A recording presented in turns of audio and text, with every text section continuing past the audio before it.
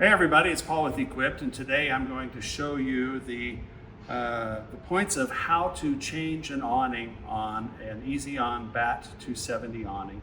And this applies to the other hinged awning covers that we have. That would be for the Bat, for the Manta, and Swift and Dragonfly awnings. Most all of the concepts are going to be the same. So let's take a look at the awning here, and I'll show you a couple things as we move through this process. Here's a quick itinerary of the tools necessary to remove and replace the awning on a Bat 270 awning. We've got a ratcheting box wrench, 13 millimeters, a Phillips screwdriver for the screw in the rafter arm, a punch to punch out the heads of the rivets that we took out, a drill with an appropriate drill bit for drilling the heads off of those rivets, a pencil to mark a couple locations on the extrusion, a little rubber mallet for encouragement, and something to lubricate the slide of the awning cover. The thing we want to do is take the awning off of your vehicle, camper, vehicle, whatever it might be, and get a nice long surface that you can work on. So we're going to be opening it up and taking a look at a few things. But the thing I want to show you is on the back of the awning and what we're going to be working against. At each end of the awning, right here, is a plastic cap, and that cap fits in the aluminum extrusion of the tent and just covers up the end of the extrusion. But what you'll notice right here and on the bottom right down here, that there is a male welt that fits into a female welt on that cap, as well as the extrusion itself, and that's going to come into play a little bit more. There's a cap on each end of these. Just take a flat blade screwdriver and you can take that cap right off of the end there. What I also want to show you is I'm going to tip the awning on its face, and the awning is put together with those two male welts into the female welt of the extrusion, but also, and here's your mounting hardware, of course. But what you'll see is that there are two nuts down in there with bolts coming through them. And what that is that's the L channel that holds all the rafter arms in place. That is bolted into place from the other side of that awning coming back at you here. It's open all the way down through here, so the female welts are holding it in place. Here's our mounting hardware, of course. And then you notice we have right here is a couple more nuts down in the T-slot with bolts coming through it. This is the hinge end of the awning, and those bolts are holding the hinge and all of the rafter arms together onto the aluminum extrusion that is the foundation of the awning. So what we're going to do is we're going to take this awning and turn it back over on its face, and we're going to open up the cover of this awning to see if we can gain access to those four bolts that are holding that cover in place on the extrusion. Okay, now we've got the awning open. It's laying on its back while all of the rafter arms are still enclosed. You see right down in here, bolt 1 and 2. Those bolts are holding the hinge on to the cover as well as the extrusion on the back.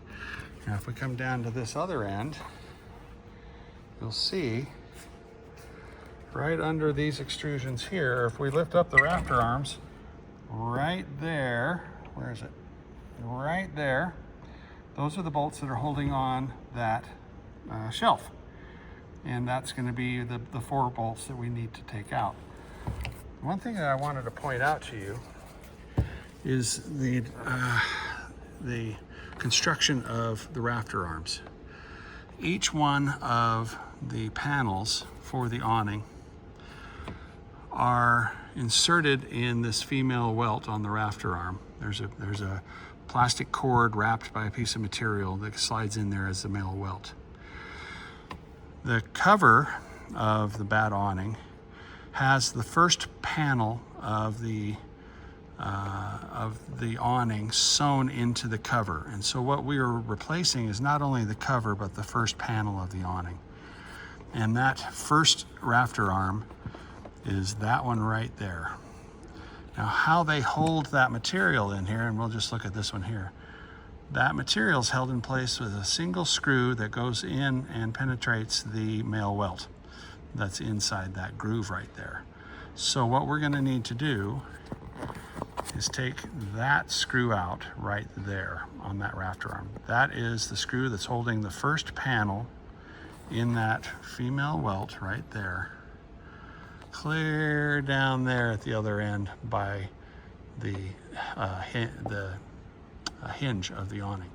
So we need to take out that screw. This is the screw right here, and the 4 bolts that are holding the cover to the extrusion.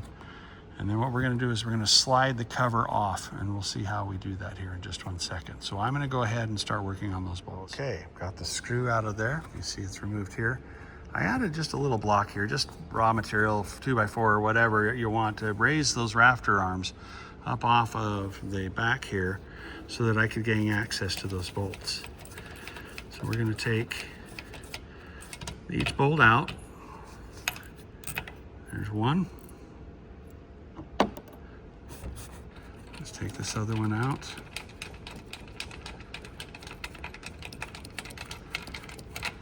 And there's bolt 2. Keep the washer on there.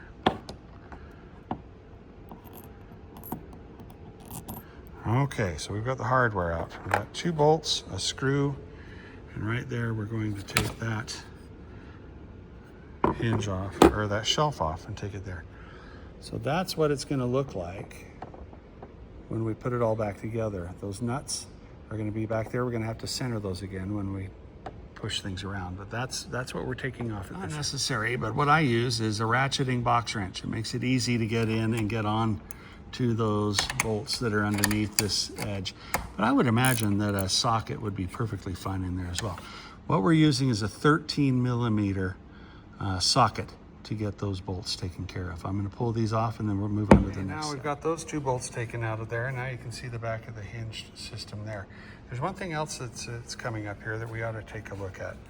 This piece of material right here is called a hinge cover, and its whole goal in life is to spread around with each of the rafter arms and cover the opening that is created with all of the hinge materials in it. So there's the top of the rafter arm, right? And we have a span between the hinge and there that helps with the cover.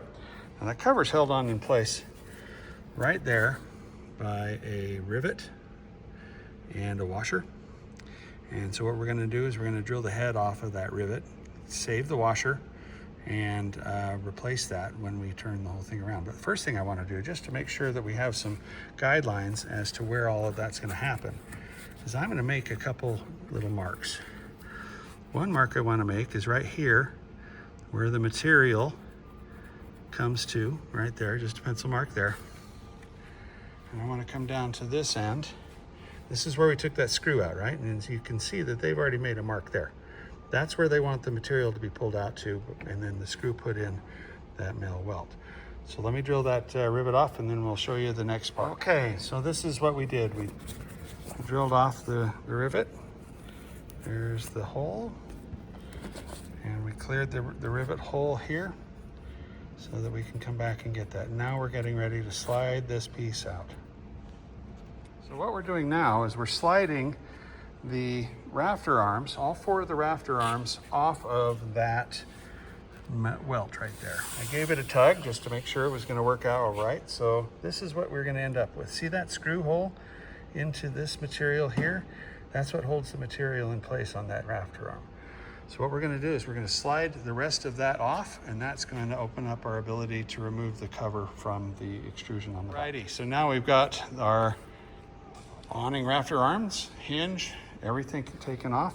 You can see that male welt that we have from that first panel, and this is what we end up with. And now what we're going to do is we're going to flip it over, take this whole thing, flip it over, and we're going to now remove the cover from the back extrusion. Right above the shelf that we took off a while ago is a aluminum piece of flat stock with a beveled hole in it. And what that is for, that's designed if you decide to in the future to add walls to your bat awning. That is the pin location for the wall set to pin into to do that. So what we need to do is drill off those rivets and take that plate off.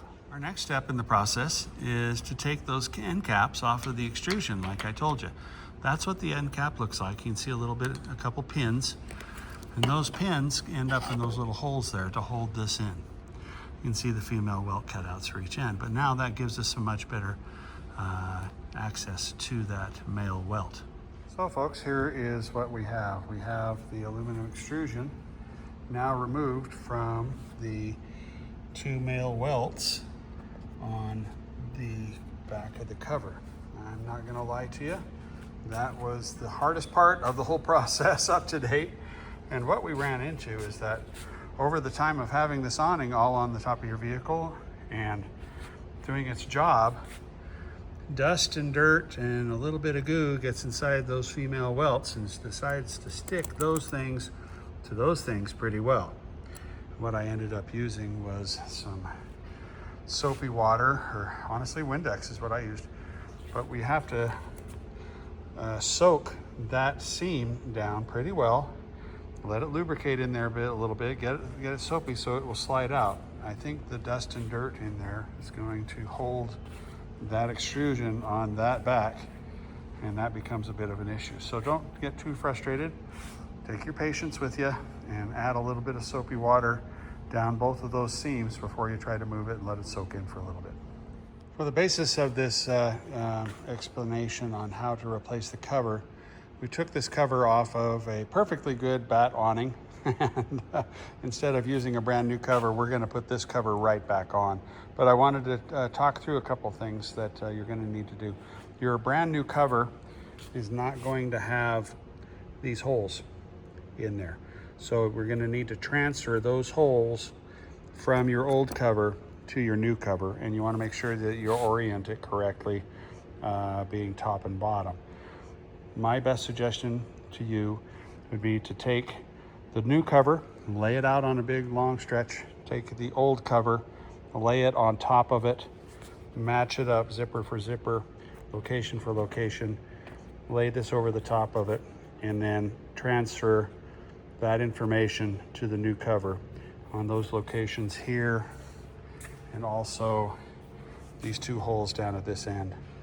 I think that's going to be the easiest way to transfer that information as far as location, templating, and then take the old cover off, cut those out with an X-Acto knife or something similar so that you have a nice access point. If you go a little bit larger, I don't think it's going to have any problem at all.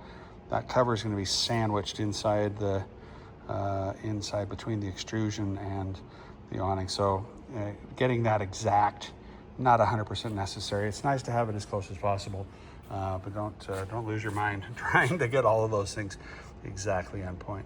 So what I'm going to do now is slide the extrusion back on, and we'll start the process in reverse to get the awning all back together. So we had success. Slid on a whole lot easier than slid off. And now we've got all the holes lined back up for the bolts and for the rivets on that plate. And we walk down to this end and we have these holes pretty well lined up as well in their locations. I think we're good to go to start assembly. Hey everybody.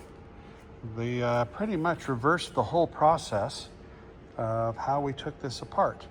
First we slid the whole 4 rafter arm assembly back onto this single male right down here at the bottom, the single male insert there. Slid that back on, and we were paid very close attention to that little pencil mark there to catch the material in that first mark there. What we also did, let me lift these up, is we replaced that aluminum insert for the wall system, if you ever decide to do that. We replaced the nuts and bolts and ledge for the rafter arms to sit on. And down at this end, we aligned it back up with the nuts on the other side of the extrusion, with the bolts right here in those locations. And we inserted a rivet right there to hold the hinge cover back on. And that has the awning all back together. And the final touch to reassembly is the end caps on the extrusion. Hey everybody, this is the end of the video for putting an awning cover back on a BAT 270 awning. As you see, we rolled up the material, put it all back away. This whole process took me about an hour and a half to do with some simple hand tools and a drill for drilling some heads off of rivets. But straightforward project. It's not rocket science, just a little bit of patience necessary. I hope this video was helpful. If you need any more assistance, please reach out to us at equipped1.com. I'm Paul with Equipped. Thank you.